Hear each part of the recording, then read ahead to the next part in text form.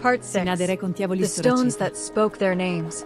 A census of the Suburan dead. The marble slab is small, perhaps the size of a modern laptop computer, and it was found in 1894 by workmen excavating the foundations of a building on the modern Via Urbana, which runs along the approximate course of the ancient Vicus Patricius.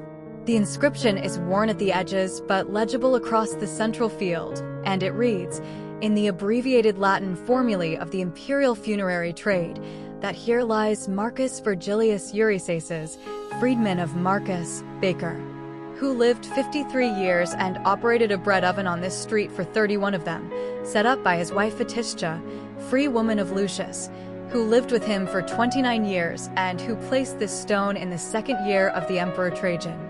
The slab is now in the storerooms of the Capitoline museums, catalogued and shelved among 10,000 similar objects, and almost no one ever asks to see it. But for a moment, hold it in your hands. Marcus Virgilius Eurysaces was a real person. He woke before dawn every morning of his adult life. He shaped dough with hands that, by the end of his 53 years, would have carried the calluses and the burn scars of a third of a century at the oven. He sold bread to his neighbors. He knew them by name. He married a woman who had been a slave in another household, who became free, who chose him over whatever other options were available to her, and who outlived him by enough years to commission and pay for a marble headstone of modest, but real expense. They had no children whose names appear on the stone, which means either that they had none or that the children predeceased them, which in the demographic mathematics of the Subura was the more likely outcome. He baked bread. She ground the grain or kept the books or did both. They lived above the shop, almost certainly in a small apartment on the first or second floor of the insula that contained the oven. The stone is what remains. The stone is the entire surviving record of two human beings who together spent 82 years on a single street in the imperial slum. And from these few abbreviated lines, we can reconstruct the shape of that life with a precision that the senators and the consuls did not bother to record for anyone whose name was not already on the rolls of their own class. The professions that filled the Subura's working day were the professions that fed, clothed, entertained, and serviced the urban poor and the urban middle. And they operated at the street level of every insula in the neighborhood with a density that turned the entire valley into a single continuous commercial floor. The ground floor of a typical insula was given over not to apartments, but to shops, the tabernae that opened onto the street through wide doorways closed at night by wooden shutters. And the shops produced the income that paid the building's running costs, while the residential floors above produced the rents that paid the senatorial owner's villa. A walk down the Clivus Suburanus on any morning of the late 1st century would take you past a barber on the corner, a cobbler 3 doors down, a popina next to the cobbler, a fuller across the street, a metalworker beyond the fuller, a brothel down the alley to the left, another popina at the next intersection, a small book-copying shop where 4 or 5 slave scribes worked at low tables producing cheap codices of the popular poets, a kosher butcher on the eastern side of the block, a gladiator's lodging house near the corner where the side street ran toward the Ludus Magnus, and another barber. The professions overlapped and competed and informed against one another in the routine commercial way of any dense urban market, and they collectively employed a substantial fraction of the Subura's adult population in the kind of small margin labor that produced just enough income to pay the next month's rent and not quite enough to save against the next month's emergency. The popini were the social and nutritional backbone of the lower city. They were small establishments, often a single room with a counter facing the street through which prepared food and drink were served, and they operated from before dawn until well after dark, feeding the laborers who could not cook in their own apartments because their apartments lacked the space and the equipment and the time. The standard offerings were a stew of pulses, a stew of pork or whatever cheaper meat was available, bread, olives, hard cheese, watered wine, and a heated drink of mulled wine called calda in the winter months.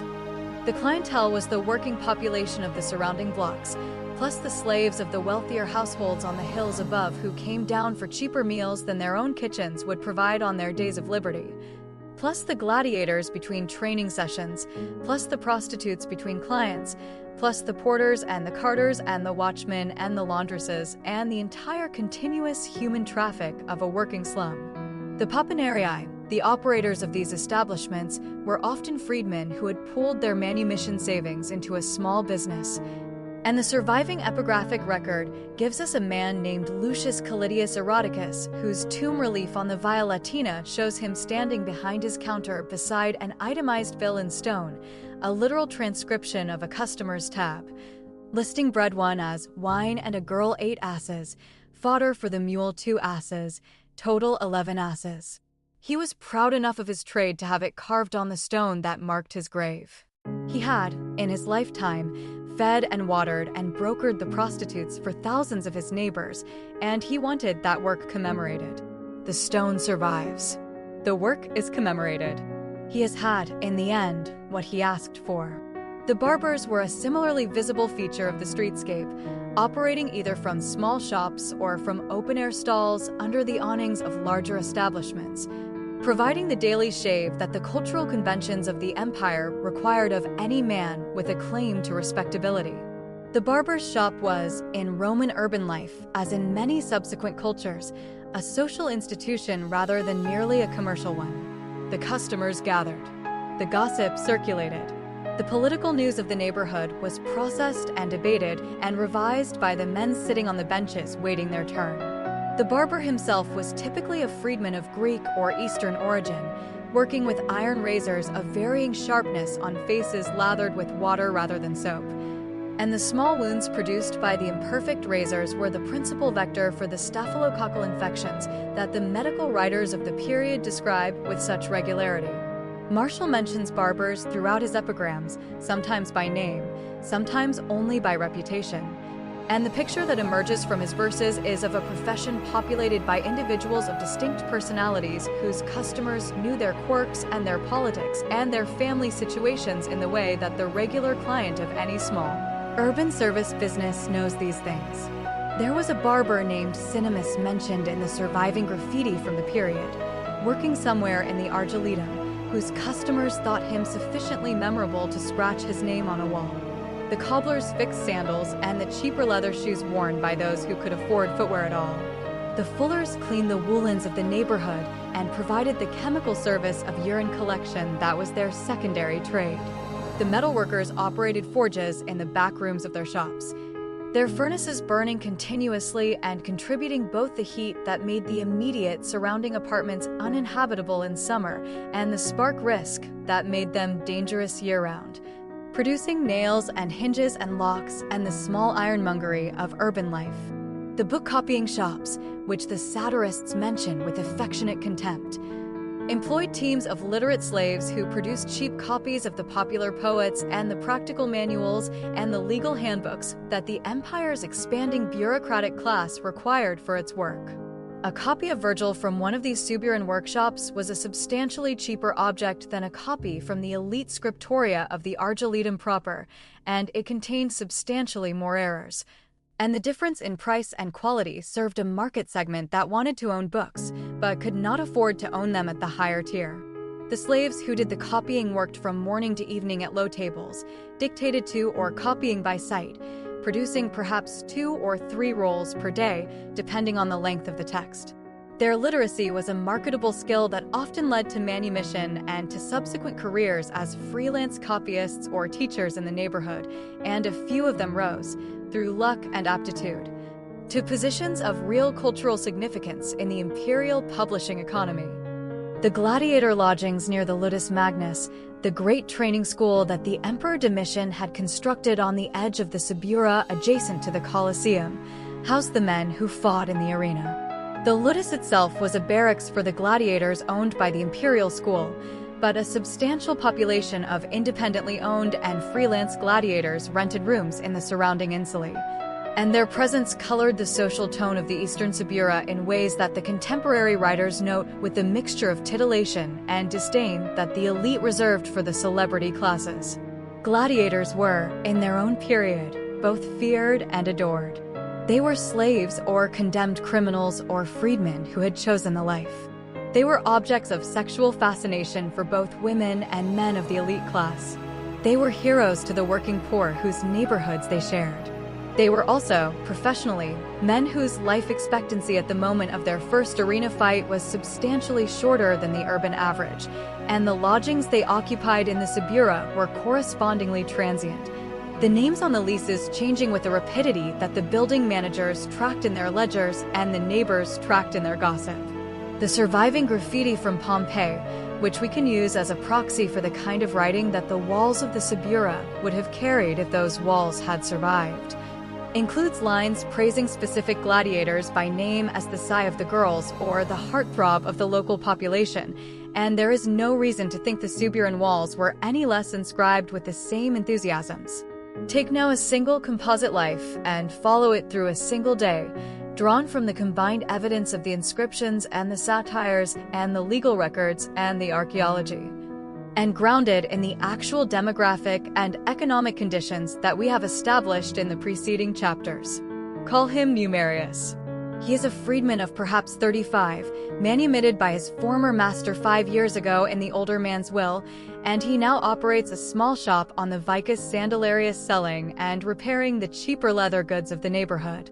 He lives in a third-floor apartment of 2 small rooms and an insula on a side street off the Clivus Suburanus, sharing the apartment with his wife Helena, who is also a free woman, their 2 surviving children, ages 7 and 4, and a young female slave named Taichi, whom Numerius purchased 2 years ago for the housework. The apartment is about 30 square meters in total, with a single window facing the street, a brazier for cooking, 2 straw-stuffed pallets that serve as beds for the family, a folded blanket on the floor where Taichi sleeps, a small wooden chest containing the family's clothing and valuables, a shelf for the household gods, and an oil lamp on a hook in the wall. Numerius wakes at first light because the noise from the street has begun, and within the first 10 minutes of his waking he hears the cart wheels grinding past, the bread sellers calling, a baby crying on the floor above, his neighbor across the landing shouting at his wife about something, and the distant low rumble of the city stretching itself into the day. He uses the chamber pot in the corner of the room. He pulls on the tunic he wore yesterday because it is still wearable, and the cleaner one is being saved for the day after tomorrow when he has to attend the wedding of his patron's daughter. He drinks half a cup of yesterday's wine to wake himself. He kisses his still sleeping wife on the forehead. He descends the 3 flights of timber stairs, smelling on each landing the morning emptyings and the cooking fires being lit, and he reaches the street. The first stop is the public latrine 2 blocks east, which charges no fee at this hour and is already crowded. He takes a seat on the marble bench between a porter he does not know and a tax clerk he greets by name, and the 3 of them discuss the chariot races scheduled for the following week while completing their business. The communal sponge is used. Numerius rinses his hands in the trough of running water that the latrine is fortunate enough to possess. He returns to the street. At the thermopolium on the corner, he buys a small loaf of bread and a cup of watered wine for 2 asses, eating standing up while watching the street come to life. And by the second hour of the day, he has reached his shop and unbarred the shutters and laid out his stock on the wooden counter. The morning of work involves perhaps a dozen customers, most of them neighborhood regulars. The conversations rapid and familiar, the prices argued over with the ritual quality of a transaction that has been conducted 1,000 times before. Numerius repairs a broken sandal strap for a slave from a household on the Celian, sells a new pair of working shoes to a porter, takes a deposit on a custom order for a butcher's apprentice, and exchanges gossip with the barber whose shop is 2 doors down. At the 5th hour, he closes for the midday break, returns home, eats a meal of bread and cheese and olives and watered wine prepared by Taichi under Helena's direction, lies down on the pallet for an hour, and rises again at the 7th hour to return to the shop. He works until the 11th hour. He closes the shutters. He walks home through streets now thickening with the evening crowds, stops at the Popina on his corner to drink a cup of warm wine and exchange a few words with the Popinarius and the prostitute who has come down for her own evening meal between clients, and arrives home at the 12th hour, the lamps already lit in the apartments above him, the smell of cooking braziers thick in the stairwell. Helena has prepared a stew of lentils and a small piece of pork bought from the butcher that afternoon. The family eats together on the floor around a low table. The children fall asleep on their pallet. Numerius and Helena talk quietly for an hour in the lamplight. They go to bed. The lamp is extinguished. The building breathes around them. It is, by the standards of his class and his neighborhood, a successful day. The social texture that surrounded Numerius and his family, the web of obligations and supports and observances that made Suburan life livable rather than merely survivable, deserves the closing attention of this chapter. Because to understand the people of the Subura only as victims of their circumstances would be to repeat, in inverted form, the same dehumanization that the senatorial sources performed by describing them only as the mob. The Suburans were not a mob.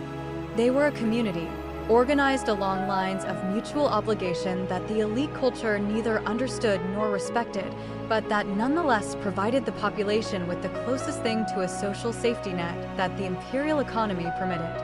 The morning salutatio was the most visible feature of this web of obligations. Numerius, like every freedman of the city, owed a formal morning attendance on his patron, the man who had freed him or whose family had freed him and to whom he remained legally bound by a set of mutual duties that the Romans called obsequia.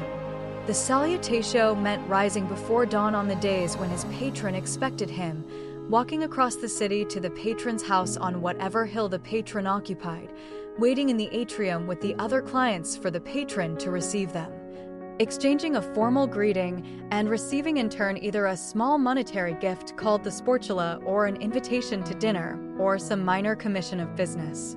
The system was demeaning in its formal structure and beloved in its actual operation because the salutatio produced a network of vertical relationships that the freedmen used to access goods, services, contacts, and influence that they could not have obtained on their own. The patron provided. The client served.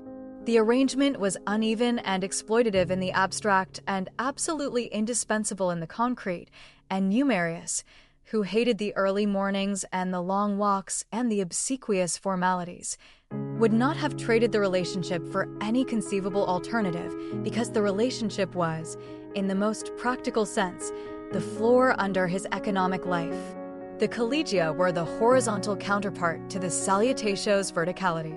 These were the trade guilds and the burial clubs and the religious associations that gathered the working population into formal organizations with elected officers, monthly dues, communal meals, and pooled resources.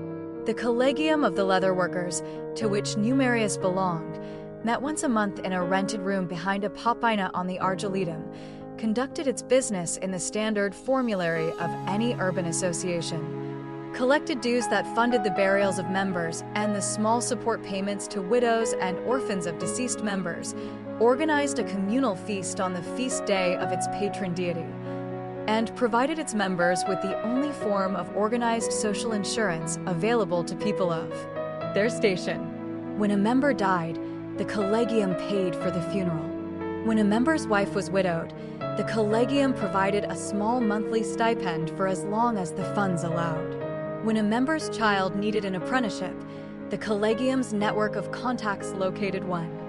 The system was small, underfunded, and chronically vulnerable to the suspicion of the imperial government, which periodically banned or restricted the collegia on the grounds that they constituted potential political organization.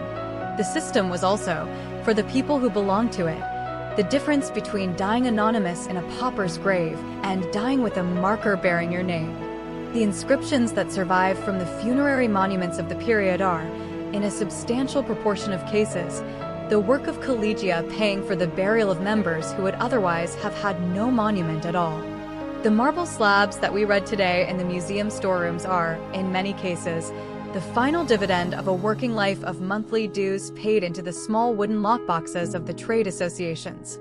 The religious life of the neighborhood centered on the compita, the small shrines at the major street intersections, where the Laras Compitales, the gods of the crossroads, were worshipped by the slaves and freedmen of the surrounding blocks and observances that the formal state religion did not regulate and the elite did not attend.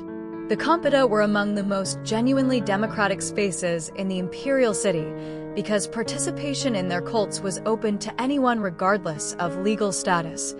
And the offices of the cult were filled by slaves and freedmen who could not have held any office of comparable dignity in any other context. A slave who served as a magister at the local compitum was, in his own neighborhood and for the duration of his service, a figure of real religious authority, presiding over the festival sacrifices, leading the processions, distributing the ritual portions of meat among the participants. He returned, at the end of the festival, to the legal status of property and the daily reality of obedience. But for the hours of the festival he had been something else, and the neighborhood had recognized him as something else, and the Laras of the crossroads had received his sacrifices as those of a priest rather than those of a slave. The compital cults were small and local and easily dismissed by the imperial culture that paid attention to the larger temples, but they were, for the people who participated in them, the place where dignity could be performed and witnessed and remembered. Numerius worshipped at the compitum on his own corner. He had served once as a minor officer in its cult, in the second year after his manumission, and he kept the small ceramic figure of the Lar Familiaris on the shelf in his apartment beside the wooden statue of his patron family's ancestors. When he died, 14 years after the day we have just walked through with him, the Collegium of Leather Workers paid for his burial in a columbarium niche along the Via Appia, and his wife Helena commissioned a small inscription that named him as her dearest husband, freedman of Lucius, leather worker, who had lived 49 years and who had loved her well. The inscription does not survive. We know it existed because thousands of inscriptions exactly like it survive from exactly this period for exactly this kind of man. And the formulary is so standardized that we can reconstruct what Numerius Stone would have said with confidence approaching certainty. His name is not in the record. His life was. The lives of his neighbors were. The Subura was full of these lives, lived against the conditions we have cataloged in the preceding chapters, supported by the networks of mutual obligation we have just walked through, marked at their ends by the small marble slabs that the collegia and the surviving spouses paid for and the workmen of the modern city occasionally turn up under their foundations. The stones are still being found. The names are still being read. The inventory is still, after 2,000 years, incomplete. The system was small, underfunded, and chronically vulnerable to the suspicion of the imperial government, which periodically banned or restricted the collegia on the grounds that they constituted potential political organization. The system was also, for the people who belonged to it, the difference between dying anonymous in a pauper's grave and dying with a marker bearing your name. The inscriptions that survive from the funerary monuments of the period are, in a substantial proportion of cases, the work of collegia paying for the burial of members who would otherwise have had no monument at all. The marble slabs that we read today in the museum storerooms are, in many cases, the final dividend of a working life of monthly dues paid into the small wooden lockboxes of the trade associations. The religious life of the neighborhood centered on the compita, the small shrines at the major street intersections, where the Laras Compitales, the gods of the crossroads, were worshipped by the slaves and freedmen of the surrounding blocks and observances that the formal state religion did not regulate and the elite did not attend. The compita were among the most genuinely democratic spaces in the imperial city because participation in their cults was open to anyone regardless of legal status. And the offices of the cult were filled by slaves and freedmen who could not have held any office of comparable dignity in any other context. A slave who served as a magister at the local compitum was, in his own neighborhood and for the duration of his service, a figure of real religious authority, presiding over the festival sacrifices, leading the processions, distributing the ritual portions of meat among the participants. He returned, at the end of the festival, to the legal status of property and the daily reality of obedience. But for the hours of the festival he had been something else, and the neighborhood had recognized him as something else, and the Laras of the crossroads had received his sacrifices as those of a priest rather than those of a slave. The compital cults were small and local and easily dismissed by the imperial culture that paid attention to the larger temples, but they were, for the people who participated in them, the place where dignity could be performed and witnessed and remembered. Numerius worshipped at the Compidum on his own corner. He had served once as a minor officer in its cult, in the second year after his manumission, and he kept the small ceramic figure of the Lar Familiaris on the shelf in his apartment beside the wooden statue of his patron family's ancestors. When he died, 14 years after the day we have just walked through with him, the Collegium of Leather Workers paid for his burial in a columbarium niche along the Via Appia, and his wife Helena commissioned a small inscription that named him as her dearest husband, freedman of Lucius, leather worker, who had lived 49 years and who had loved her well. The inscription does not survive. We know it existed because thousands of inscriptions exactly like it survive from exactly this period for exactly this kind of man. And the formulary is so standardized that we can reconstruct what Numerius Stone would have said with confidence approaching certainty. His name is not in the record. His life was. The lives of his neighbors were. The Subura was full of these lives, lived against the conditions we have cataloged in the preceding chapters, supported by the networks of mutual obligation we have just walked through, marked at their ends by the small marble slabs that the collegia and the surviving spouses paid for and the workmen of the modern city occasionally turn up under their foundations. The stones are still being found. The names are still being read. The inventory is still, after 2,000 years, incomplete. The food supply was contaminated at every stage of its handling, from the markets where the produce sat in open air through the papyri where the cooking utensils were rinsed in water that had served other purposes earlier in the day. The result was that almost every Suburan adult had, at any given time, some level of intestinal complaint operating in the background of their daily life. And the spectrum ran from mild chronic looseness through the acute episodes that emptied the apartment's chamber pots 6 and 8 times a day to the severe cases that produced the bloody flux and the dehydration that killed perhaps one infant in 3 before that infant reached its 2nd birthday. The child mortality figures for the Subura, as far as we can reconstruct them from the funerary inscriptions and the demographic modeling, suggest that something between 30 and 40% of children born into Suburan households did not survive to the age of 5. The dysentery, in cooperation with the other intestinal pathogens, did the bulk of that killing. The malaria came up from the marshes. The valley of the Subura had been imperfectly drained since the regal period, and the lower elevations of the floor of the valley retained groundwater throughout the year. And the standing water in the gutters and the back courts supplemented the standing water in the buried aquifers, and the mosquitoes that breed in such conditions bred prolifically. The disease they transmitted was the falciparum strain that the Mediterranean climate supports, which is the more lethal of the malarial parasites. And it produced in its acute phase the tertian and quartan fevers that the medical writers documented under those names without understanding their cause.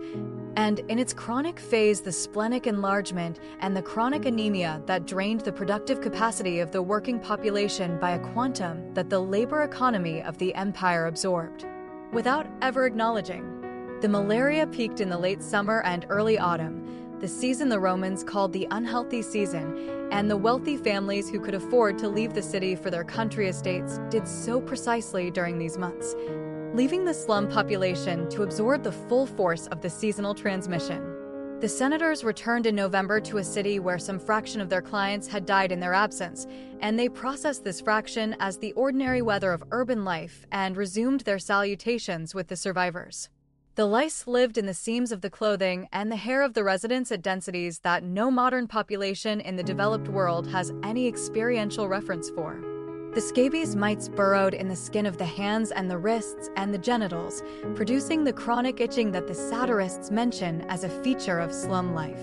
The eye infections were endemic at rates that produced visible street-level consequences, with a substantial fraction of the working population suffering from the chronic conjunctivitis and the corneal scarring that gradually reduced their vision. And the smoke from the braziers and the forges and the cooking fires contributed both to the eye damage and to the chronic respiratory irritation that compounded the tuberculosis and produced the characteristic Suburan cough that any visitor to the neighborhood would have noted as the ambient sound of the place. The chronic respiratory damage that the working population accumulated across decades of exposure to particulate matter at concentrations that would now constitute an occupational health emergency was simply the price of breathing the air. And the air was free, and no other air was available to anyone who could not afford to leave. The cumulative effect of these endemic conditions in their everyday operation was that the average Suburan adult lived in a state of continuous mild to moderate illness that the population had no reference frame for understanding as illness at all.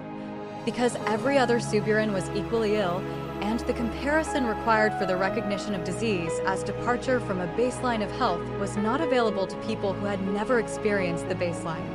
The senators on the hills, who lived in airy houses with clean water and whose servants prepared their food on clean surfaces, were the healthy population against which the Suburans could in principle have measured themselves.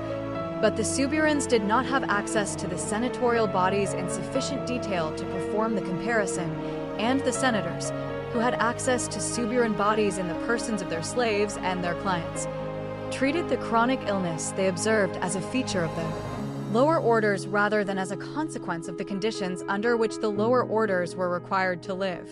The result was a population that experienced its own chronic illness as the normal weather of being a body, and that registered surprise only when the weather became catastrophic. It became catastrophic in 165 of the Common Era, and again in 251, in the two great pandemic ruptures that the Empire experienced during the centuries of the Subura's full operation. The first of these, the disease that history would name the Antonine Plague after the reigning Emperor Marcus Aurelius Antoninus, arrived in the city in the summer of 165, carried by the legions returning from their campaigns in Parthia. The disease appears to have been smallpox, based on the description that the physician Galen gives of its symptoms, a description that includes the high fever, the rash that began on the face and spread to the trunk and limbs, the characteristic pustular eruption, and the mortality concentrated in the populations that had not previously been exposed. Rome had not previously been exposed. The legions had brought the disease back from the eastern frontier, and the legions had marched through Italy to their disbandment, and the disease had ridden the soldiers into the cities along their route. And the cities had distributed it through their populations along the lines of greatest density, and the lines of greatest density in the imperial capital ran through the Subura. The street-level course of the epidemic in the valley followed the logic of any epidemic in any dense population that has no immunity and no medical understanding of what is happening to it. The first cases appeared in the eastern Subura, near the barracks and the warehouses that received the soldiers' baggage, in late August or early September. Within a month, the disease was operating throughout the neighborhood. Within 2 months, it was killing at rates that overwhelmed the systems for processing the dead. The libidinarii, the corpse haulers who normally collected the night's deaths in the early morning hours for transport to the burial grounds outside the city walls, found themselves unable to keep up. The corpses began to accumulate in the streets. They were laid out in front of the buildings from which they had been removed, sometimes wrapped in whatever cloth the family could spare, often simply uncovered, waiting for the libidinarii to reach them on a circuit that was now taking days rather than hours.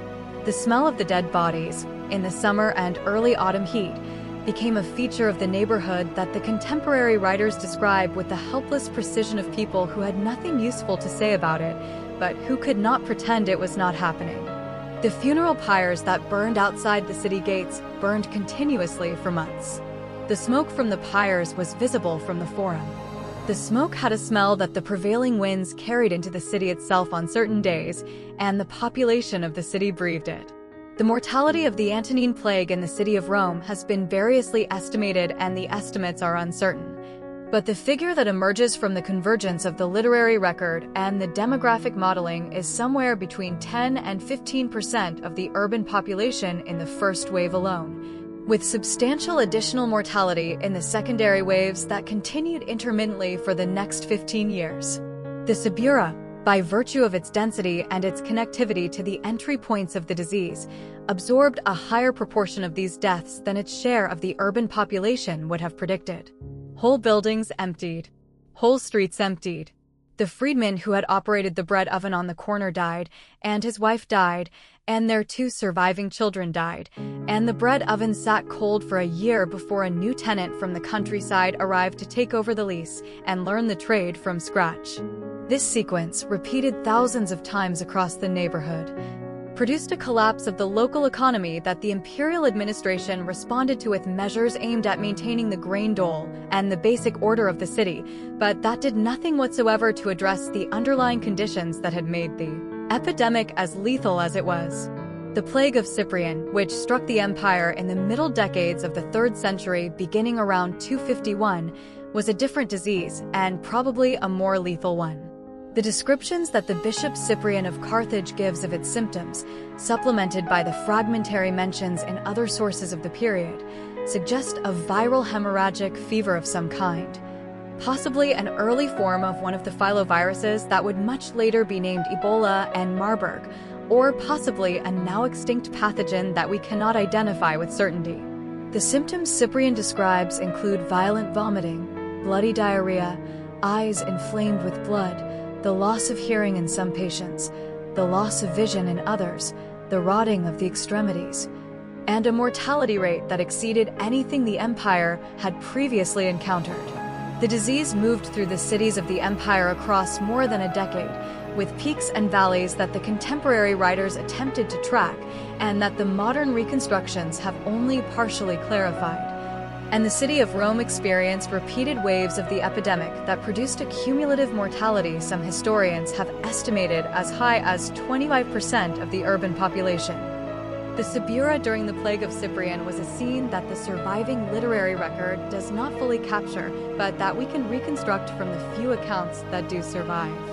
The corpses accumulated as they had during the Antonine Plague, but more rapidly and to greater heights, and with the added horror of the visible decomposition of the still living, the eyes filled with blood, the limbs blackening. The screams of people whose bodies were dying around them while their minds remained clear enough to understand what was happening. The streets emptied of the healthy as the surviving population locked itself indoors. The economy of the neighborhood ceased to function for weeks at a time. The supplies of food broke down as the rural producers refused to enter the city. The water continued to flow because the aqueducts continued to function, but the people who would normally have drawn the water were dead, or dying, or huddled in their apartments waiting for the others to die first.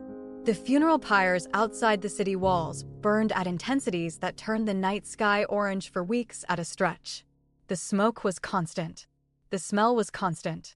The empire was experiencing what would later be recognized as the demographic shock that contributed substantially to the political crises of the 3rd century.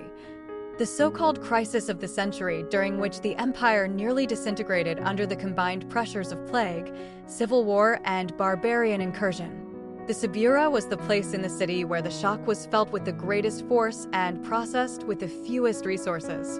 The medical response that the residents of the Subura could access during either of these epidemics, or during any of the chronic conditions that preceded and followed them, was a spectrum of practices ranging from the moderately effective through the useless to the actively harmful.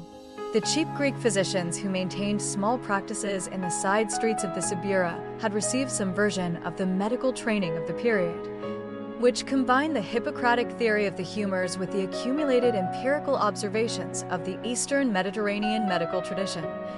And they could occasionally produce a useful diagnosis or recommend a treatment that did not make the patient worse. The fees they charged were within reach of the lower middle and the upper working classes of the neighborhood. The quality of their care varied enormously. The herb women who sold remedies from stalls in the markets and from small shops on the side streets offered a different tier of treatment, cheaper, more accessible, less educated, and operating on a tradition that combined real botanical knowledge with substantial admixtures of magic and superstition. Some of the herbs they sold had actual pharmacological properties that could relieve specific symptoms. Many of them did not. The patients who consulted the herb women often improved, or did not improve, on schedules unrelated to the treatments they received. And the women collected their fees and built their reputations on the cases that resolved favorably while remaining silent about the cases that did not. The temples of Asclepius, the god of healing, offered the religious tier of the medical economy.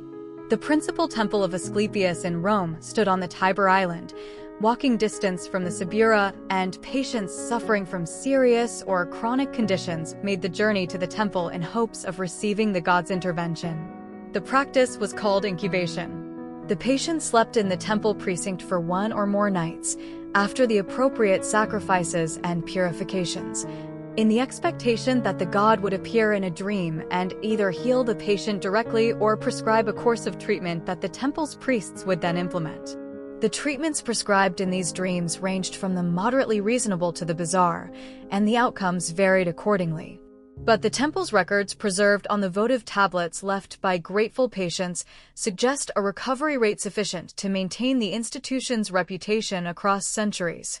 Whether the recovery rate exceeded the spontaneous remission rate of the population at large is a question the records do not allow us to answer, but the patients believed in the temple, and the belief itself probably contributed to whatever therapeutic effect the incubation produced, and the priests collected the offerings and maintained the buildings, and the system perpetuated itself through the operation of hope rather than the demonstration of efficacy.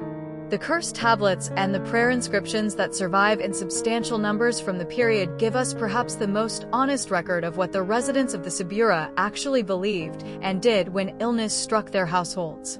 The tablets were small sheets of lead, inscribed with the name of the sick person and the name of the disease and the petition for relief, and deposited in springs and tombs and other places considered to be portals between the worlds.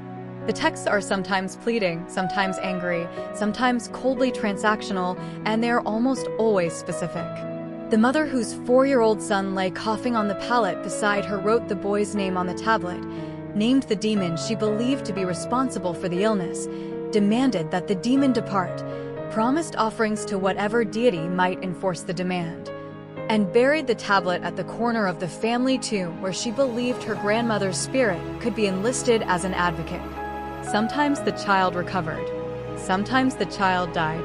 The mother went on to bury other tablets for other children, and to bury, eventually, the small bodies that the tablets had not saved. And the funerary inscriptions of the period record the names of these children in numbers that the modern reader cannot easily absorb without something like grief on behalf of strangers 2,000 years gone. What the imperial state did during the epidemic ruptures and during the endemic baseline that preceded and followed them was almost nothing. The grain dole continued. The aqueducts were maintained. The vigilas patrolled. The Senate met. The emperors performed the public sacrifices and consulted the priests and occasionally issued edicts of dubious practical effect. The famous physician Galen, who lived and practiced in Rome during the Antonine Plague and whose clinical observations are the principal source of our medical knowledge of the period, treated the imperial family and the senatorial elite at fees that no Suburan could conceivably have paid, and he withdrew from the city for substantial periods during the worst phases of the epidemic to preserve his own health on his country estate. And he wrote about the disease in detail without ever indicating that the bodies he was watching die belonged to a class of human beings about whom the imperial culture had anything to say beyond what could be inferred from their silence. The Subura died in its tens of thousands, while the empire whose capital it constituted observed the dying with the same equanimity that Cicero had brought to the collapse of his shops on the Argiletum. The pyres burned. The smoke rose. The names on the tablets multiplied. And the disease, having done its work in the slum, moved outward along the trade routes and the military roads to the rest of the empire, carried by the survivors who had thought themselves immune. Distributed through the provinces by the same connective tissue that had brought it to the Subura in the first place. The slum was not just the city's first casualty. The slum was the city's amplifier. The diseases that the empire experienced as imperial catastrophes were first experienced as Suburan ones, and the empire was, in the end, only the Subura at scale, suffering on a larger map what the valley had suffered first within the close walls of its own buildings. Part 8. The Hours That Belong to the Knife, a reconstruction of the Suburan night. The shutters of the respectable houses begin to close at the 11th hour of the day, which is to say roughly an hour before sunset. And the closing is not a metaphor, but an audible sequence that any resident of the Subura learns to recognize as the daily transition between two distinct cities occupying the same physical streets. The wealthy domus on the Karaini and the Celian and the lower slopes of the Esquiline draw their heavy timber shutters across their ground floor windows first, the slaves working in pairs because the shutters are heavy. And the wooden bars drop into their iron brackets with a percussive thunk that carries across the still afternoon air. The doors of the same houses are barred next, the door slaves taking up their stations in the entrance halls for the night, and the small viewing slots in the doors are checked to ensure they can be opened from inside without unbarring the door itself. The ground floor shops of the Insuli follow the same sequence in the next half hour, the Papanarii pulling in their counter awnings, the cobblers stacking their stock and securing their tools, the barbers sweeping the cut hair into the street and folding away their iron razors.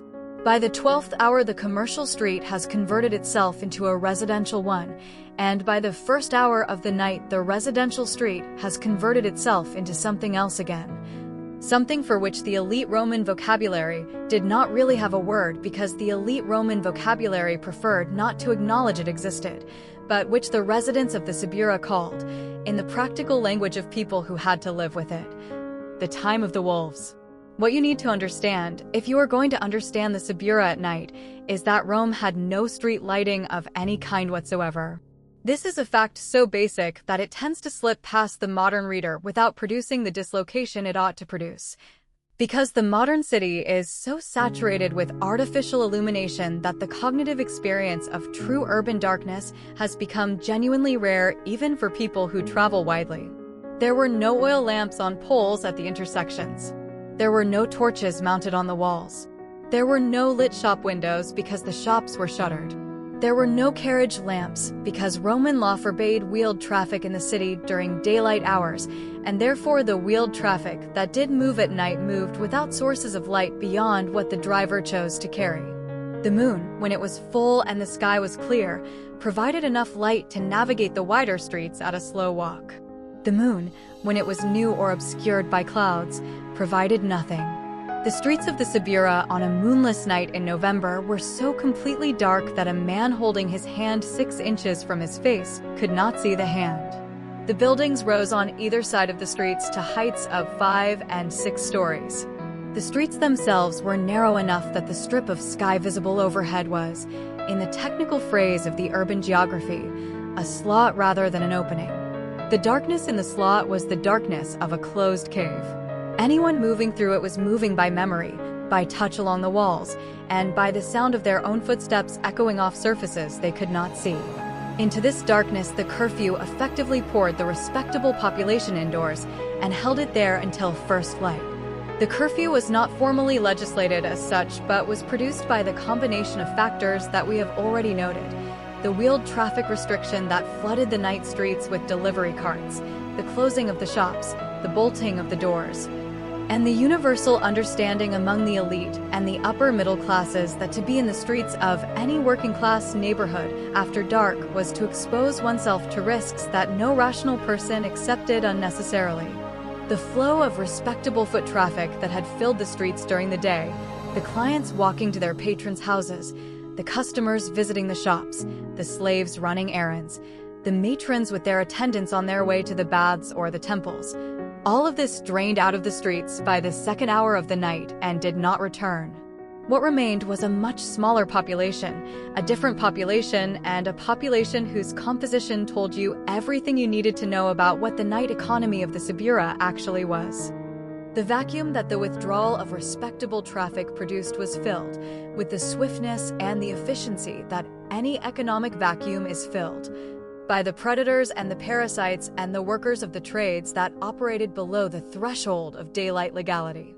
The grassators were the muggers, the men who specialized in the violent robbery of solitary pedestrians in the unlit streets, and they operated from known locations that any local resident could have named if asked. The principal grassator stations were the choke points where the streets narrowed or where the angles of the buildings created blind corners or where the slope of the ground forced pedestrians to slow their pace. And the men working these stations knew their territory with the intimate professional knowledge of any specialized criminal class.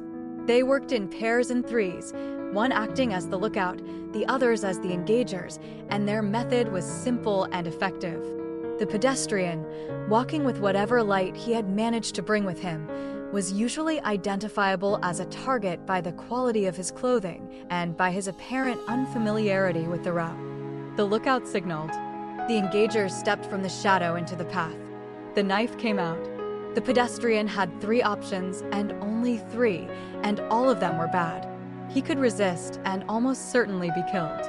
He could submit and surrender his purse and his cloak and his rings and hope to be left alive. He could attempt to run, in which case his chances depended on his footspeed and his knowledge of the streets, and the streets being what they were and the grassators being who they were, the running attempt usually ended in the same place as the resistance. Juvenal, the satirist who walked these streets and who wrote about them with the bitter precision of a man who had walked them too many times, gives the famous lines that have become the standard literary reference for the danger of the Roman night. He writes that you would be considered a careless and a thoughtless man if you went out to dinner without having first made your will, because of all the things that could happen to you on the way home in the streets of Rome. And he sketches the scene of the encounter between the pedestrian and the predator with the offhand specificity of someone reporting on a phenomenon he expects his readers to recognize. The lines have sometimes been read as comic exaggeration. They were not exaggeration. They were reportage.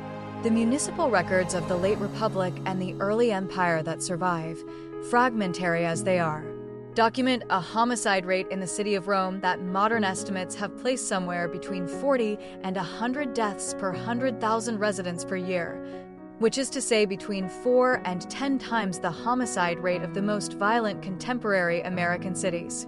The bulk of these deaths were produced at night. The bulk of them were produced in the working-class neighborhoods. The bulk of them were never investigated by any state authority because the state authority, in the form of the vigiles, was thinly stretched and primarily oriented toward fires rather than violence. And the bodies that turned up in the streets in the morning were collected by the libetanarii and disposed of with the same dispassion they applied to the bodies of the plague victims and the famine victims and the tenement collapse victims that constituted the regular harvest of their trade. The burglary rings that operated alongside the grassators worked at a different level of skill and produced a different distribution of victims. The locks on the cenacula, the rented apartments of the upper floors, were rudimentary devices of iron and wood that any competent thief could defeat in under a minute. And the burglars who specialized in the trade carried small kits of picks and pry bars that they had learned to use as apprentices in the same trade. The burglary teams worked in groups of 3 or 4, with at least one member assigned to watch the stairwell and at least one to watch the street, and they targeted apartments whose occupants they had identified during the daytime as being absent at night, either because they worked night shifts or because they were known to be traveling or because the building manager had been bribed to provide a list of vacancies. The technique was efficient. The teams entered an apartment, swept it in under 5 minutes for the cash and the jewelry and the silver vessels and the better quality clothing that constituted the portable wealth of an urban household, packed the loot into sacks that could be carried over the shoulder, and exited the building through the same stairwell they had entered. The stolen goods were moved to the fence operations that worked out of the back rooms of certain papyri and certain barber shops and certain warehouses near the Tiber. And from the fences the goods entered the second-hand markets, where they were sold to buyers who did not ask too many questions about provenance. The loss rate for burglary victims in the Subura was high enough that the more cautious residents kept their valuables on their persons rather than in their apartments. And the small leather purses worn under the tunic and the cheap rings worn on the fingers became the household savings account of the working population precisely because the apartment could not be trusted to hold them. The prostitution that filled the nighttime economy of the Subura ran at every price point from the cellar arches we have already discussed through the tavern back rooms where the women working the papyri conducted their secondary trade through the small flats rented by independent operators who catered to the slightly higher tier of clientele. The trade was continuous through the night, peaking in the hours immediately after the closing of the shops and continuing in diminishing volume until first light. The women working the cheapest tier, the cellar prostitutes, received clients on shifts of 3 or 4 hours at a time, in cells that were lit by single oil lamps and in which the only furniture was a straw pallet on a wooden platform. The throughput was high. The conditions were brutal. The Leno operators who owned the women and took the entire fee provided food and shelter at a level just above the threshold of survival. And the women in the trade had life expectancies that the demographic reconstructions suggest were somewhere between 5 and 10 years shorter than those of women in equivalent ages working in domestic service or in the textile trades. The clientele was largely male and largely poor, with the occasional wealthier visitor who had come down from the hills in disguise for the experience of slumming. And the transactions were quick and impersonal and conducted with the joyless efficiency of any service trade operating at the bottom margin of the urban economy. The smuggling of stolen grain dole tokens was a specialized criminal activity that deserves separate mention because of what it reveals about the intersection of the criminal economy with the formal welfare apparatus of the empire. The grain dole was distributed through the issuance of wooden or lead tokens called tesseri fermentari, each token redeemable for a fixed measure of grain at the public distribution centers. And the tokens were issued to registered male citizens of the lower orders on schedules that the imperial administration tracked with the meticulous bureaucratic attention that the Romans applied to anything involving the maintenance of public order. The tokens were valuable. The tokens were forgeable. The tokens were stealable. A thriving criminal trade in counterfeit tokens, stolen tokens, and tokens obtained through bribery of the issuing officials operated continuously through the late Republic and the early Empire. With the stolen and counterfeit tokens being moved through the same fence networks that handled the burglary loot and being sold at discount to buyers who would redeem them for grain that they then resold at a markup to the bakers and the Palatine. The trade was illegal, profitable, and structurally inevitable given the value of the underlying asset and the inadequacy of the verification systems available to the issuing administration. The Empire knew this was happening. The Empire periodically attempted to crack down on it. The crackdowns failed, the trade reorganized itself, and the tokens continued to flow. The protection rackets that ran across the night economy of the Subura were operated, in many cases, by the same collegia we examined in the previous chapter as the providers of the burial services and the social safety net of the working population. The transition from legitimate trade guild to organized criminal enterprise was not a transition that anyone formally declared, and the same collegium might be performing both functions simultaneously through different subgroups of its membership. And the line between the dues that a collegium collected from its members for legitimate purposes and the protection payments that a collegium extracted from non-members for the privilege of operating in its territory was, in practice, more a difference of paperwork than of substance. The Palatine paid the collegium of the cooks. The brothels paid the collegium of the bath attendants, which had blurred its remit into adjacent businesses. The bakers paid the collegium of the bakers, which had blurred its remit into the protection of bakeries against the gangs that the collegium itself partly comprised. The system operated as a distributed protection economy in which the violent capacity of the collegia served both to enforce the legitimate functions of the guilds and to extract rents from the businesses operating in the guilds' territories. The imperial administration was aware of this and periodically dissolved the collegia or restricted their activities, but the dissolutions failed for the same reasons the token crackdowns failed, which is that the underlying functions the collegia performed were genuinely necessary to the operation of the lower city and could not simply be abolished by edict. To understand what owning the dark of the Subura actually meant, consider the night that Nero, somewhere in the early years of his reign, went out into the streets to amuse himself. The historical record on this is firm. Both Tacitus and Suetonius describe the practice in terms that leave no doubt about what was occurring, and the practice continued for some duration before being curtailed or moderated. The young emperor, dressed in the costume of a slave or a low-class freedman, accompanied by a group of his friends and his bodyguards similarly disguised, would leave the palace after dark and descend into the lower neighborhoods of the city specifically in order to engage in random street violence against the residents. They beat up pedestrians. They robbed shops. They forced their way into Palatine and assaulted the customers. they attacked women returning home from the baths. They behaved, in short, exactly like a gang of grassators operating at the upper end of the trade, except that they were doing it for entertainment rather than for plunder. And except that the resources behind them were such that no resident of the Subura who was assaulted by them had any meaningful recourse to justice once the identities of the assailants became known, which they quickly did. The Suburan response to these incursions was the response of a population that had no power to resist directly, but that possessed accumulated knowledge of how to manage similar predators within its own ranks. The residents learned the patterns of the imperial expeditions. The Palatine that had been attacked closed earlier on nights when the rumor of an expedition was circulating. The women who had been assaulted stayed indoors during the relevant hours. The men of the working population, particularly the freedmen of military background and the gladiators who lived in the Eastern Quarter, organized informal networks of mutual warning so that the news of an expedition's location could spread through the neighborhood faster than the expedition itself could move.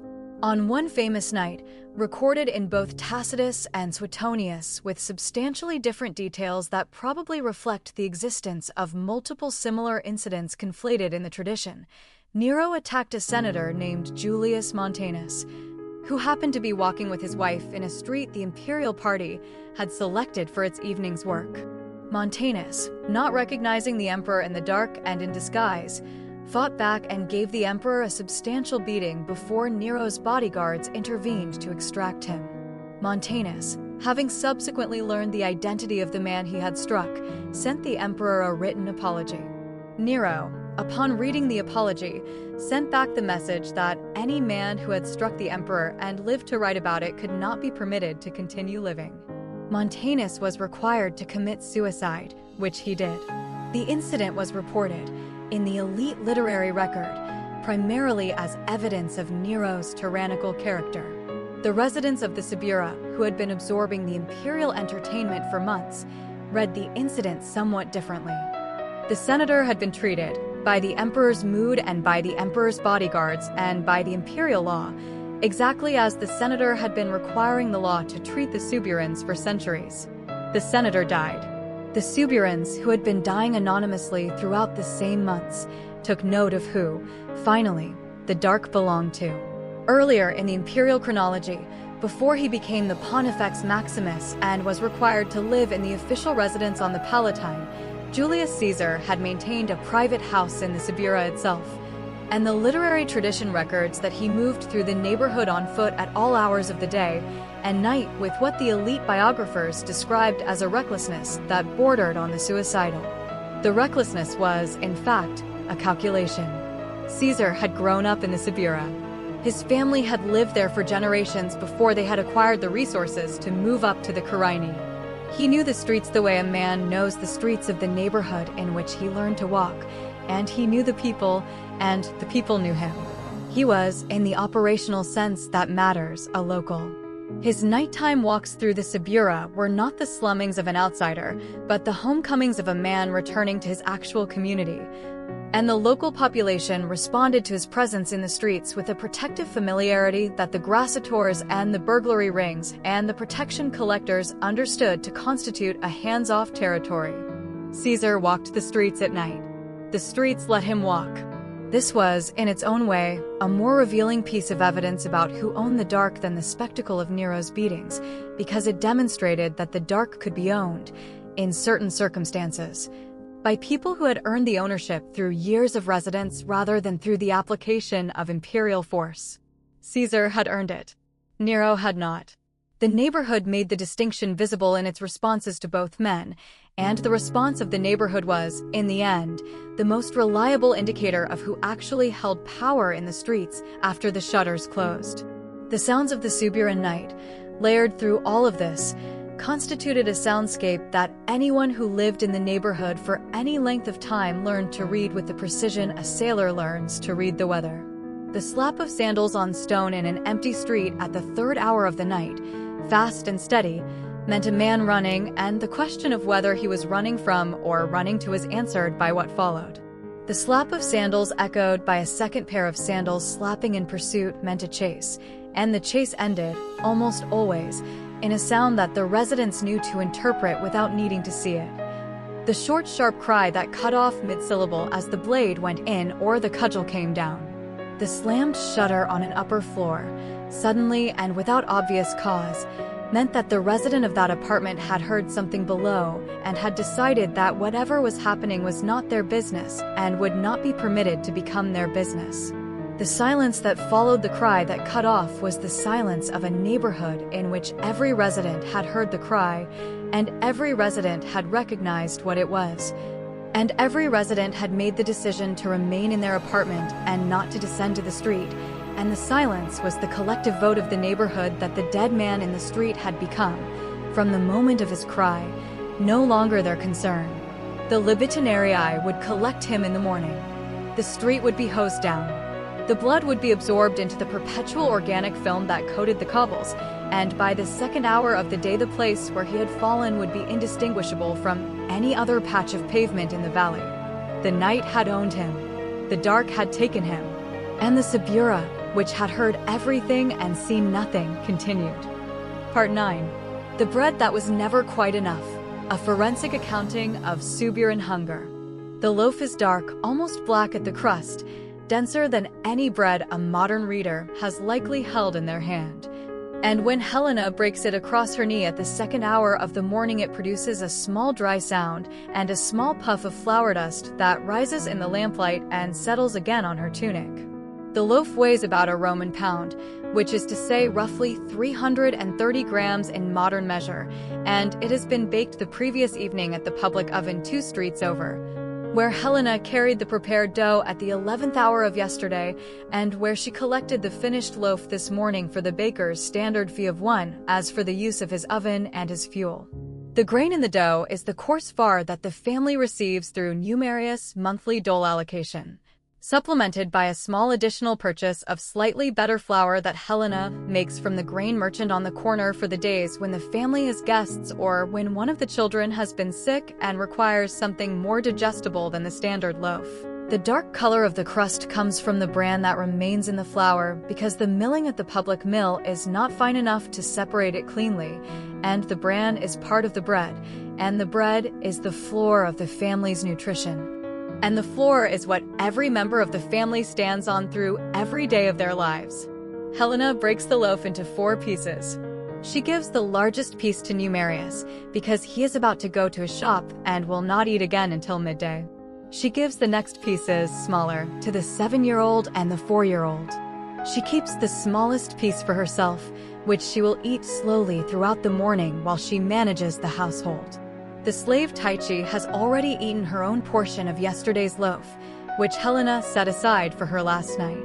The 4 pieces of bread and a clay cup each of pasca, the sour-watered wine that is the family's morning drink, constitute the breakfast of a household that the imperial census would have classified, if it had bothered to classify them, as belonging to the more prosperous tier of the urban working population.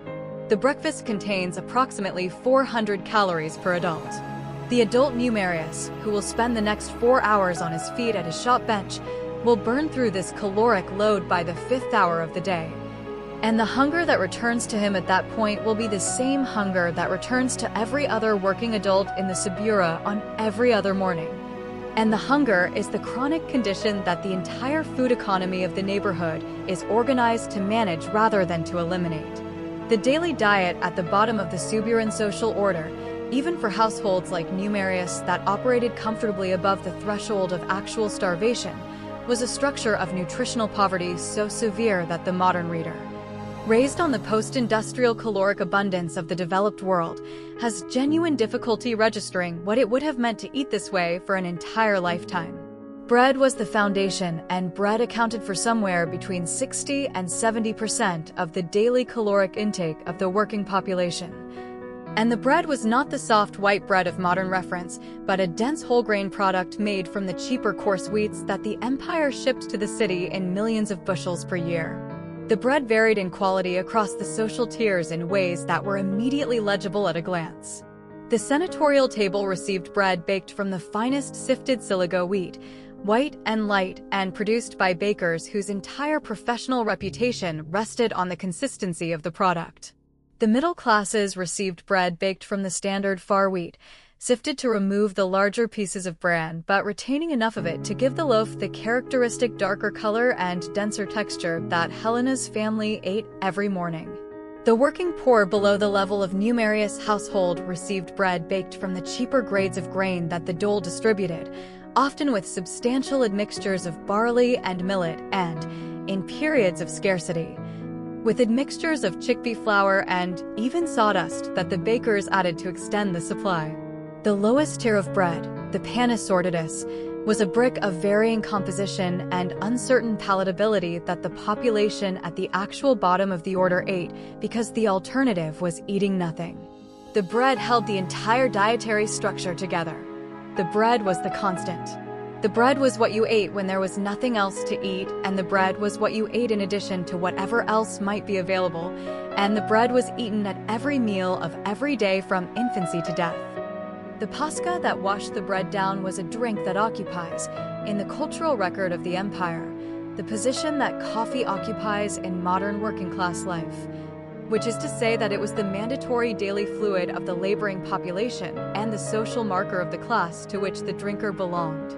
Pasca was made by mixing sour wine, which is to say wine that had begun to oxidize toward vinegar and was no longer drinkable as wine in any respectable sense, with water in proportions that varied according to the quality of the wine and the budget of the drinker. The drink was sour, slightly fermented, mildly alcoholic, antibacterial enough to be safer than plain water from the public fountains, and cheap enough to be within reach of everyone except the absolute destitute. The Roman soldier on campaign drank pasca as his standard ration. The Suburan laborer drank pasca at every meal and between meals. The taste was sharp and astringent, and the modern reader who has tasted a glass of unaerated red wine vinegar diluted with water will have some sense of what the drink involved, though the Roman version included whatever residual flavors the original wine had carried and whatever herbs and spices the household had chosen to add for variation. Pasca had no analog in elite consumption. The wealthy drank actual wine, properly aged and properly served, and they used the word pasca only as a marker of social distinction between their consumption and that of the lower orders. The pasca was what you drank because you were not them. The pulse stews that supplemented the bread provided the principal source of protein and most of the secondary calories for the working population, and they were the consistent feature of the evening meal in households like Numerius. The pulses in question were lentils, chickpeas, and broad beans, available in the markets at prices that the working budget could absorb in bulk and storable in dry form for months at a time. Helena prepared a stew of these legumes perhaps 4 nights in 7, varying the composition according to what was cheapest in the markets that week and according to whether she had managed to acquire any flavoring elements that could distinguish one night's stew from the next. The standard preparation was a long, slow cooking on the brazier with water, salt, the cheaper olive oil, and whatever herbs and aromatic vegetables Helena could afford, which usually meant onions and garlic and occasionally leeks. The stew was nutritionally substantial in the legume content, but monotonous in the absolute sense that the same dish was being eaten in slightly varying configurations across most evenings of most weeks of most years. And the monotony was the dietary signature of the working class as much as the consumption of pulse stews itself was. The wealthy ate stews too, but they ate stews on a rotation that included meat preparations and fish preparations and elaborate sauces, and the seasonal vegetables that the country estates supplied. The poor ate pulses and pulses and pulses with the bread. The meat that entered the Suburan diet did so in quantities and qualities that the modern reader, even one familiar with the constraints of working-class diets in pre-industrial societies, will find genuinely meager. Pork was the most accessible meat because the empire's pork supply was abundant and because the cheaper cuts of pork could be incorporated into the pulse stews in small quantities to add fat and flavor without significantly raising the cost of the meal. Helena added perhaps an ounce of cheap pork belly or pork rind to her stews 2 or 3 times a week, scaled to feed a family of 4 adults and 2 children, which is to say that each diner received perhaps a 1/4 ounce of actual meat per meat-bearing meal. The pork came from the butcher on the corner who sold the lower quality cuts at prices the working population could absorb, and the quality of the pork itself was variable. with the butcher cutting from animals of varying ages and varying health, and the working-class buyer expected to take what was offered without the inspections and the certifications that the wealthier butchers extended to their better-paying customers. Beef was effectively absent from the working diet because beef cattle in the Roman economy were primarily draft animals whose carcasses entered the food supply only when the animal had reached the end of its working life, which meant that the meat was tough and stringy and required cooking techniques and durations that the Suburan kitchen could not easily support. Lamb and goat appeared occasionally, mutton more often than lamb because the older animals were cheaper, and the small amount of either that made it into the working stews provided the variety that distinguished one week from the next.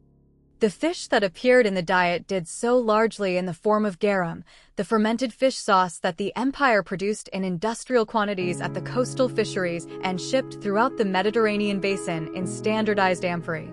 The cheaper grades of garum were within reach of the working budget and added to the pulse stews, and to the bread itself the salty umami flavoring that made the monotony of the underlying ingredients tolerable. The better grades of garum were luxury products that commanded prices the Suburan kitchen could not afford. Helena bought the cheaper grade from the same butcher who sold her the pork, and she used it sparingly because even the cheap version was an expense. And the small amount she added to a stew transformed the flavor profile of the dish in ways that a modern cook will recognize as the same transformation that fish sauce performs in contemporary Southeast Asian cuisines. The garum was the family's principal source of umami, of trace minerals, and of certain nutrients that the rest of the diet did not adequately supply.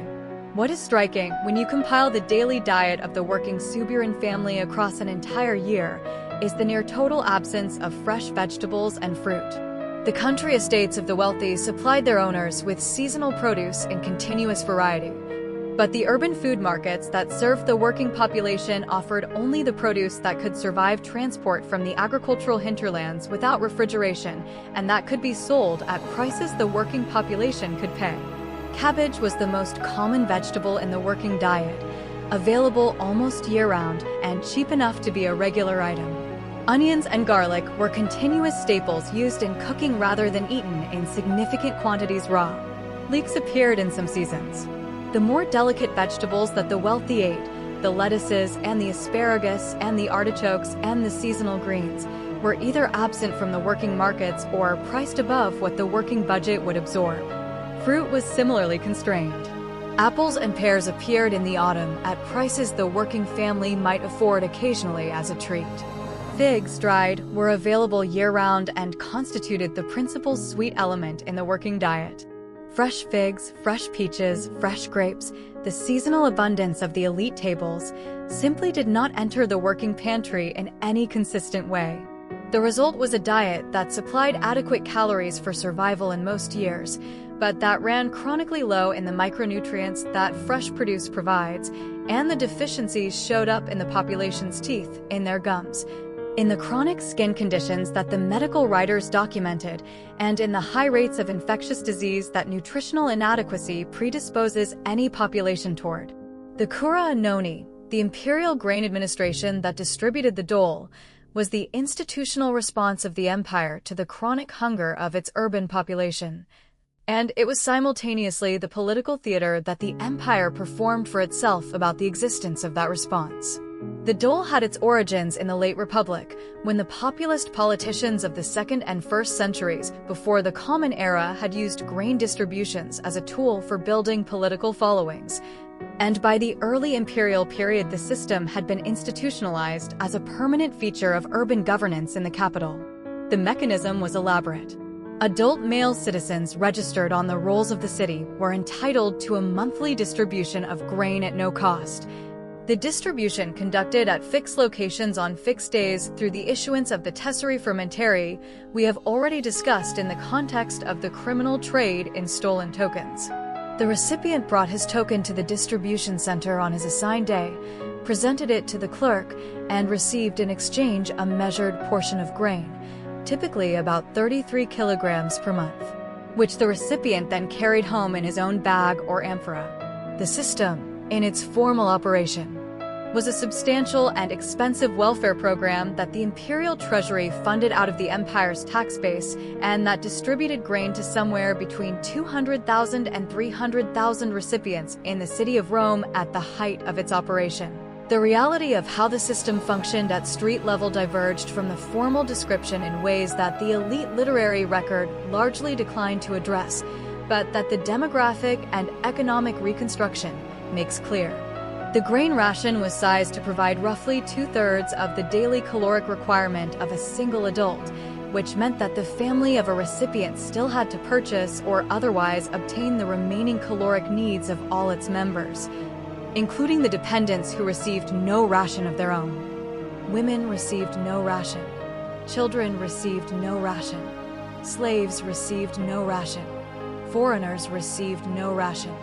The unmarried adult son of a registered recipient did not receive a ration until he was registered separately, which required a formal application and a verification process that could take months and that the imperial clerks could expedite or delay according to their inclinations.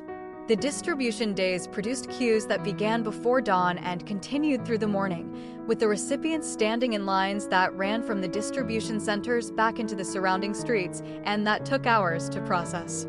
The clerks who managed the queues were poorly paid and routinely corrupt, accepting small bribes to move particular recipients to the front of the line and to provide slightly larger or slightly smaller measures of grain according to the recipient's willingness to pay the gratuity.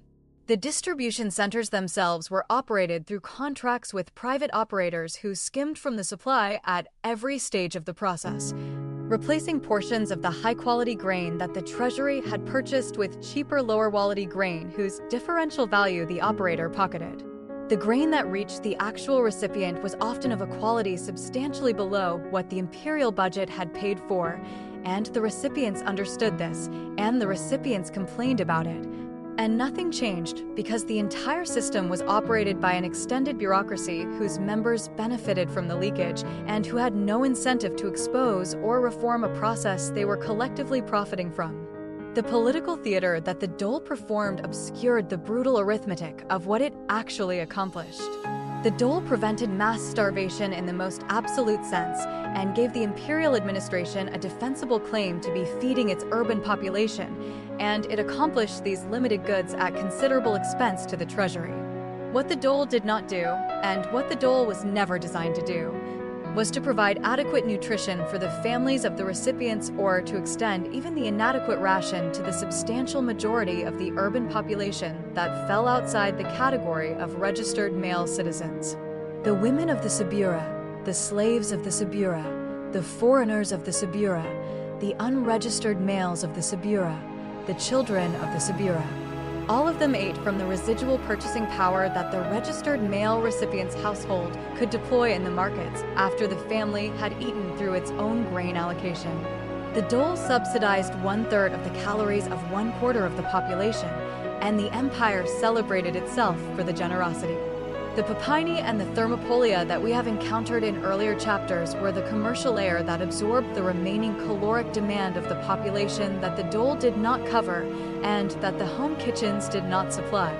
The thermopolia were the counterbars that opened onto the streets, with their characteristic stone counters set with circular openings into which large ceramic vessels were inserted, the vessels holding the prepared foods that the establishment offered.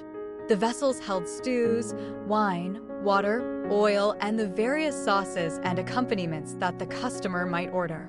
The customer approached the counter, ordered, paid, and either ate standing at the counter or took the food away in a small clay vessel that the establishment supplied or in his own container. The thermopolia operated from before dawn until late at night, serving the working population at every meal of the working day and providing the cheap, hot, immediately available calories that the laboring economy depended on. The Palatine were the larger establishments that combined the food service of the thermopolia with seating, drink, and the social functions of the neighborhood gathering place. The food at these establishments was cheap, and the cheapness was reflected in every aspect of its preparation, from the quality of the ingredients through the conditions of the cooking through the hygiene of the serving. The stews were prepared in the morning and held warm on the braziers for the entire day, with new ingredients added as old ones were sold, and the composition of the stew gradually shifting across the hours from its morning version to its evening one. The meat in the stews was sourced from butchers operating at the cheapest tier of the trade, and the provenance of the meat was understood by the customer to be uncertain. Pork was claimed when pork was being sold. The actual contents could include donkey, mule, the older draft horses that had reached the end of their working lives, dogs in periods of scarcity, and, in the worst neighborhoods at the worst times, animals whose identity the customer was better off not inquiring about too closely. The satirists made jokes about this. The Papaina cooks defended their integrity loudly when challenged and continued the substitutions privately when not. The customer paid 2 asses for a bowl of stew and consumed whatever the bowl contained, and the customer's body processed the content as best it could. And the customer returned the next day for another bowl because the next day's hunger was a present reality and the substitutions of yesterday were a past inconvenience. The Papaini after dark transformed into the gambling and brawling venues that the elite moralists complained about with the persistence and the ineffectiveness that elite moralism has historically deployed against the recreational habits of the working class. The customers drank cheap wine and posca through the evening, played dice and the board games that the empire's leisure culture had developed, argued about the chariot races and the gladiatorial fights and the local politics, and occasionally fought one another with the level of violence that any drinking establishment in any urban culture has produced when the alcohol intersects with the accumulated frustrations of the day. The fights were managed by the owners and by the regulars and by the protection collectors of the local collegia who maintained their order with the same low-grade competence that any informal urban policing has historically deployed. The deaths produced by these fights were not common but were not rare. The injuries were continuous. The elite literary tradition's response to the Papaini was a long campaign of disapproval that began in the late Republic with the elder Cato and continued through Cicero and the satirists and into the imperial period with the moralists who attributed to the Papaini the corruption of public morals and the decay of traditional Roman virtue. The campaign produced sumptuary legislation that attempted to restrict what the Papaini could serve, what hours they could operate, and what activities they could permit on their premises. The legislation was almost universally ignored by the establishments and almost universally unenforced by the authorities, because the Papaini were performing an essential function in the urban economy that no alternative institution was available to perform, and because the corruption that protected them from enforcement was distributed deeply enough through the regulatory apparatus that no realistic level of imperial commitment could have rooted it out. The elite continued to disapprove. The Papaini continued to operate. The working population continued to eat there. The system, in its way, worked. What you carry away from the food economy of the Subura, if you stand back from the details and look at the entire structure, is that the empire had developed an elaborate apparatus for keeping its urban population alive at the lowest sustainable level of nutrition that the population would tolerate without significant unrest, and that the apparatus succeeded at this goal with notable consistency across centuries. The Suburans were not, in any normal year, starving in the absolute sense. The Suburans were, in every year, hungry in the chronic sense that produces the slowly accumulated nutritional deficiencies, the reduced growth in children, the reduced productive lifespan in adults, the elevated mortality at every stage of life, and the population level fragility that the great epidemics exploited so thoroughly when they arrived. The bread was always there. The bread was never enough. The pulse stew was nutritious. The pulse stew was monotonous. The dole was generous on paper. The dole covered only the registered male and only 2/3 of his needs. The Papaini were available. The Papaini served mystery meat in unhygienic conditions at marginal prices. The whole system held together as a system that fed its participants just well enough to keep them working and just poorly enough to keep them dependent on the next day's bread, and the next day's bread, and the next day's bread, in an unbroken sequence that ran from each Suburan's birth to each Suburan's death. The empire fed them. The empire fed them the way a workhouse feeds its inmates. The bread was the wage of being alive, and the wage was paid in measured portions, and the portions were never quite enough, and the population went on, slightly hungry, every day, forever, until the day each individual member of it became finally and definitively not hungry, in the way that only the dead are not hungry. And then the libidinarii came around, and the next tenant moved in, and the bread continued. Part 10. The verdict on the valley. What the rubble of the Subura says about the empire that built it. The silt began to arrive in the 3rd century, slowly at first, and then with the accumulating speed of any process that no one is any longer working to reverse. And by the 6th century, the silt had risen to depths that the city's drainage systems could no longer manage even in principle, because the systems themselves were being buried by what they had been built to remove. The Tiber flooded in the autumn rains, and the waters that had once been channeled away through the Cloaca Maxima now stood in the lower neighborhoods for weeks at a stretch, depositing on every horizontal surface the fine sediment that the river carried out of its upstream watershed. And the sediment that accumulated through the 1st year was added to by the sediment of the 2nd year and the 3rd year and the 10th year and the 100th year, in the slow geological way that any abandoned urban surface accumulates the burden of the natural world reclaiming it. The Subura, which sat at the lowest point of the urban topography and which had always been the catchment basin for whatever the higher ground produced, became the catchment basin for the silt as well. And the silt rose against the lower walls of the surviving insulae, and the silt entered the ground floor shops through doors that were no longer being closed at night because there was no longer anyone to close them. And the silt eventually covered the cobblestones to depths of inches and then feet and then yards. The population that had once filled the valley to densities of 300,000 souls per square kilometer drained away across the same centuries through which the silt accumulated.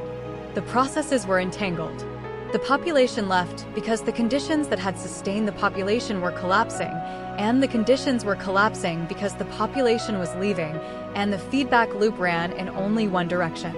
The grain ships from Egypt stopped arriving in their old numbers in the 5th century, and the dole that had fed the urban poor for 500 years contracted and then ceased, and the urban poor who could leave for the countryside left.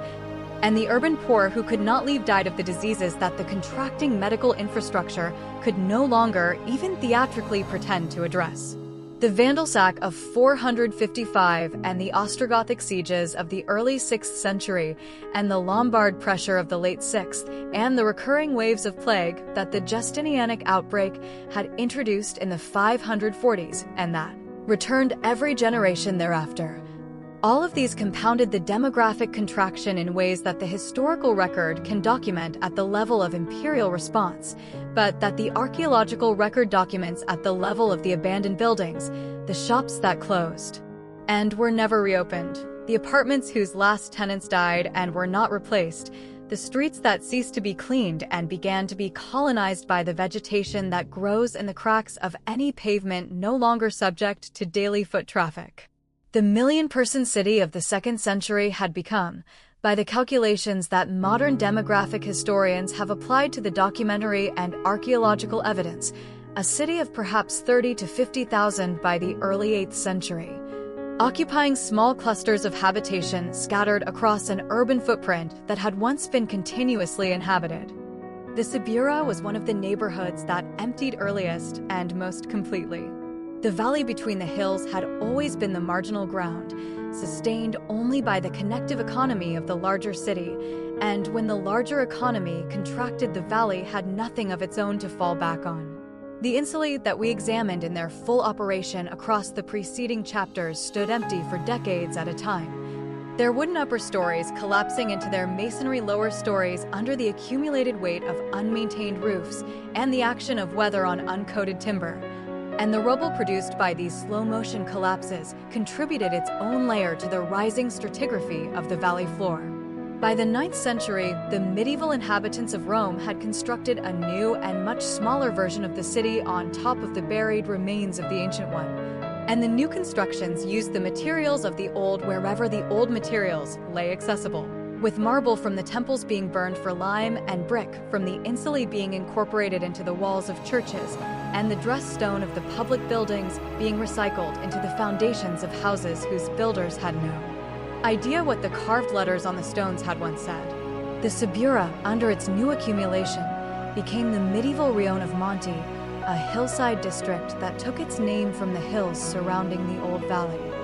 And the modern visitor walking through Monte today walks on a surface that lies between 4 and 7 meters above the surface that Numerius and Helena walked when they descended from their apartment to buy bread at the corner. What survives of the original city under the modern one is more substantial than the modern visitor would guess from street level.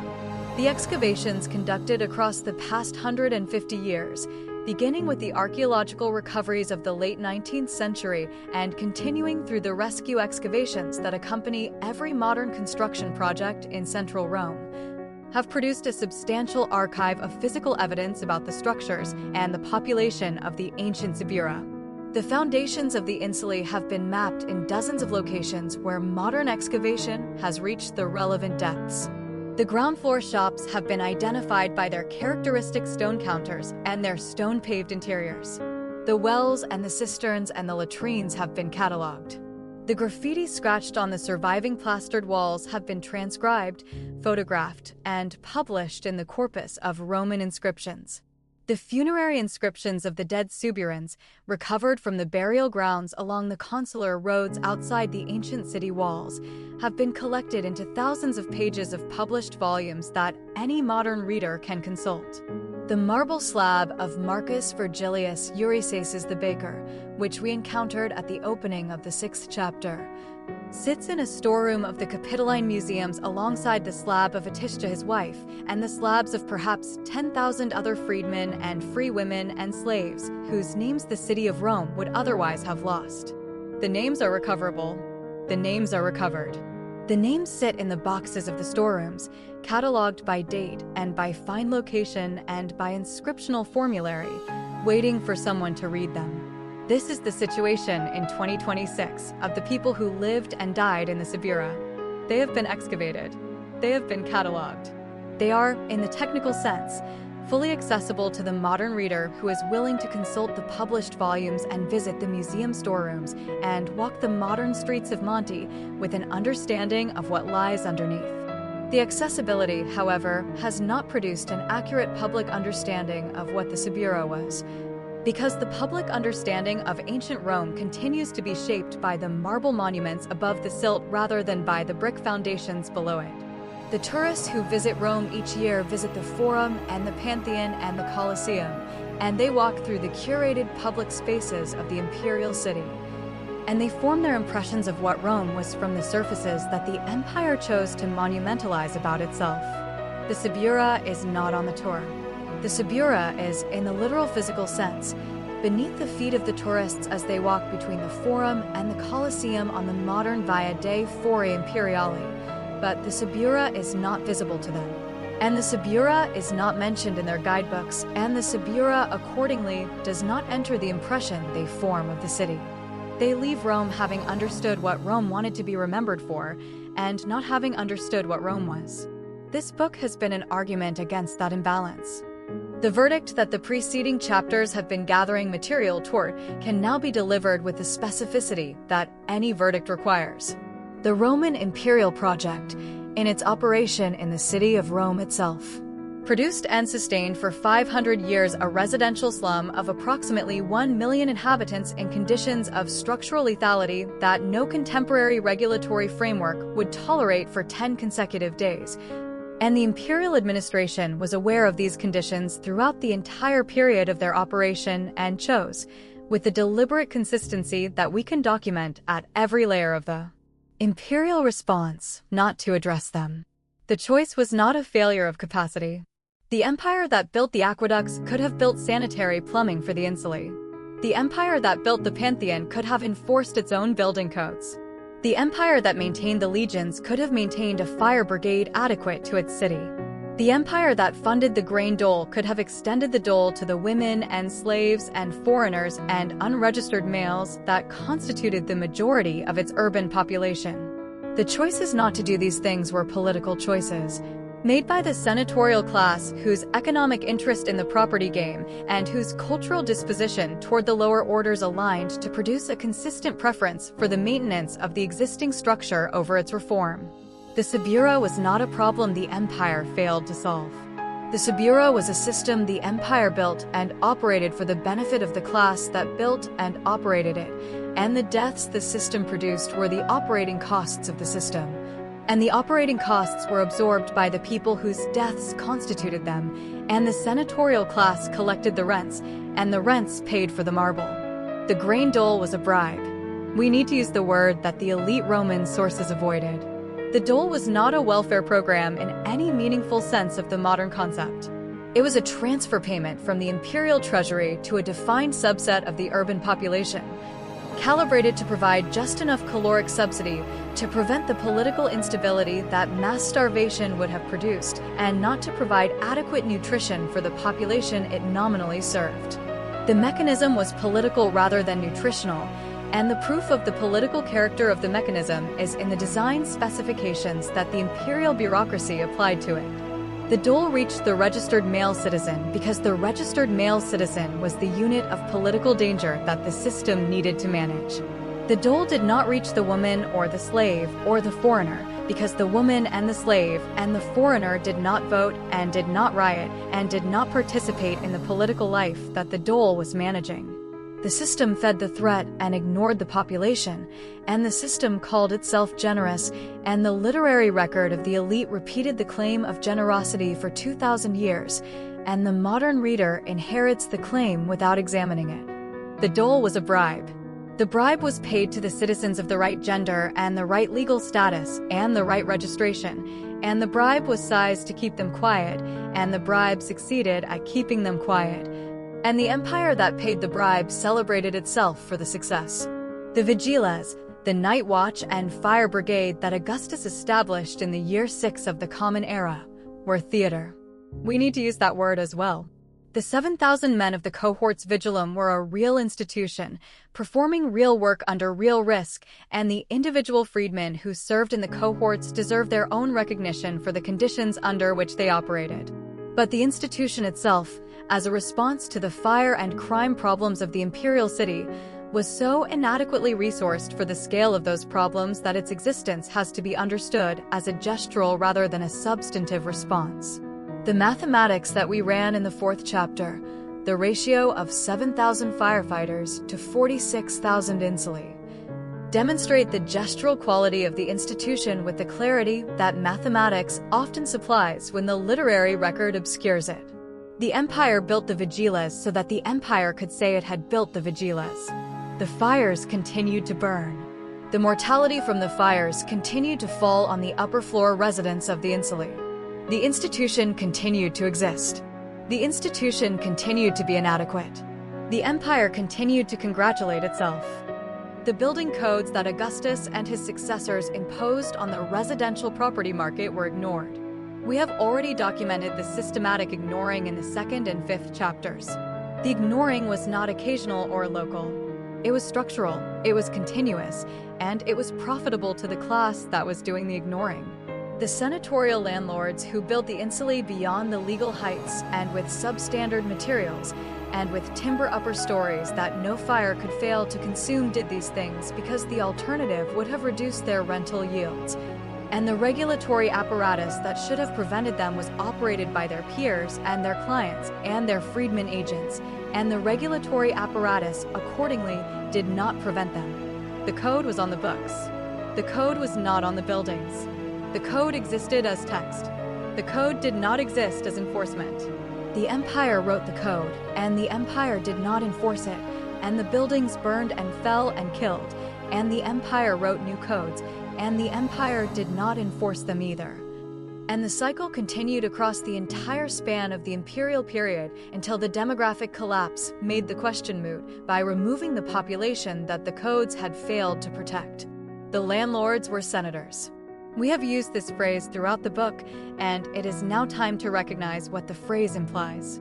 The same men who voted in the Senate on the regulation of the property market owned the property that the regulation was supposed to constrain. The same men who served as aediles and supervised the building inspections owned the buildings that the inspections were supposed to assess.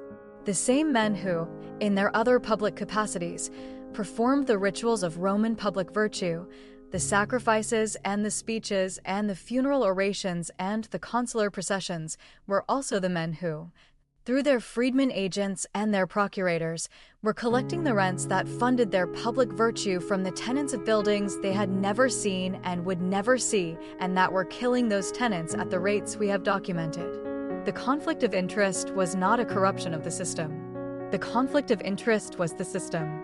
The senatorial class did not, as a class, perceive a conflict, because the senatorial class did not, as a class, recognize the tenants as parties whose interests required separate representation.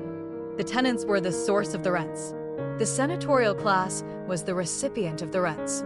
The system that connected the two was operated by and for the recipient, and the source had no voice in its operation, and the absence of the voice was not a failure of the system, but a definition of it. The empire that produced the Pantheon also produced the Subura, and the production was not a contradiction, but a single operation. The marble of the Pantheon was paid for by the rents of the insulae. The dome that has stood for 2,000 years was funded by the timber stories that fell on their occupants every few years for 5 centuries. The cultural achievement of Roman architecture, which the modern world correctly recognizes as one of the great accomplishments of the pre-industrial built environment, was an accomplishment that rested on an extractive base. And the extractive base operated through the destruction of the working population that the accomplishment was built on top of. The two things were not separable. The Pantheon could not have been built without the Subura. The Pantheon was built. The Subura, accordingly, was built and was kept in continuous operation for the duration during which the marble city above it required the rents that the timber city below it produced.